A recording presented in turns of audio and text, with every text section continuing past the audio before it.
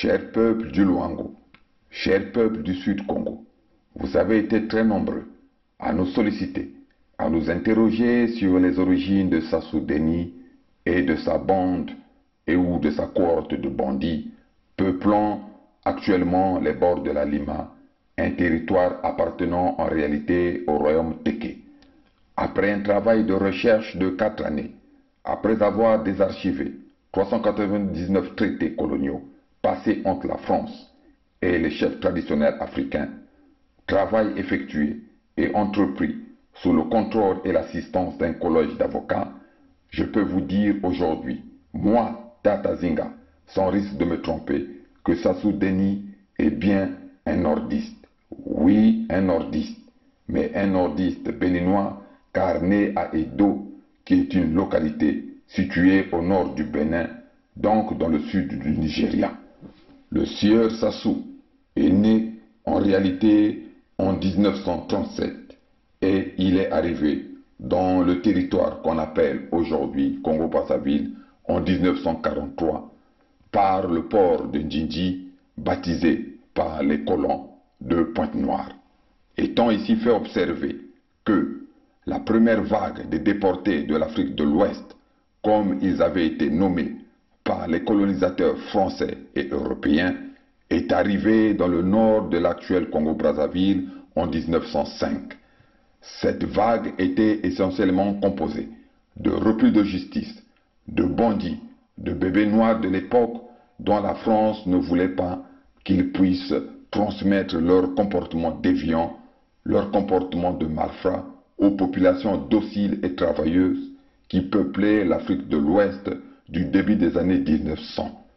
Sassou Deni a donc la nationalité congolaise, nationalité que nous savons a été voulue par la France comme celles et ceux qui peuplent le territoire appelé Congo-Brazzaville.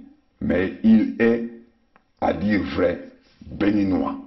Vous connaissez donc que la nuance se situe dans la différence existant entre l'auxiliaire être et l'auxiliaire avoir.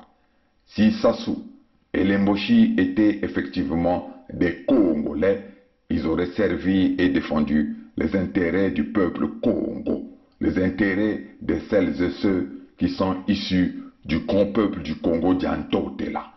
Cependant, c'est parce que la première communauté Mboshi, arrivée sur le sol Téké, était composée de malfaiteurs que les Français et les Occidentaux, non contents de la volonté d'indépendance des Sud-Congolais, ont volontairement jeté les hommes qu'on qualifierait de nordistes béninois sur les hommes honnêtes et travailleurs du Sud-Congo. Cela depuis avril 1959.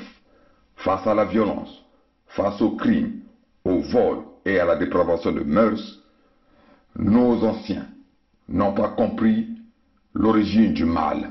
Voilà pourquoi, étonnés, surpris, mais pas désespérés parce qu'ils savaient que tôt ou tard, le jour allait se lever dans le Sud-Congo, ils, nos anciens, ont prononcé la célèbre phrase que nous connaissons tous, Bamboshi Kabena Bantu Ko. Les Mboshi ne sont pas des hommes. On pouvait aussi l'entendre comme Bamboshi Kabena Bantu Ko. Donc, les Mboshi ne sont pas des Bantous. Les Mboshi n'ont pas de tête. Pour terminer, je vous dirai que les Mboshi sont bien des hommes. Les Mboshi ont bien une tête. Oui, ils sont des hommes et ils ont une tête. Mais ils sont configurés par les Occidentaux à faire le mal. Enfin, il faut le savoir, les Mboshi ne sont pas Luango compatibles. Ils ne sont pas non plus des Congo compatibles. Voilà pourquoi, bien que restant au service du monde noir, nous avons entre autres décidé de reprendre notre souveraineté les 7 juin 2020 et le 21 mars 2021. Vive le Luango souverain et insoumis. Vive la grande vallée du Nadi et les terres de Pangala souveraines et insoumis. Vive le royaume et chefferie unis d'Afrique qui tôt ou tard viendront à la suite du syndicat des dictateurs et criminels serviteurs de l'Occident nommé Union africaine.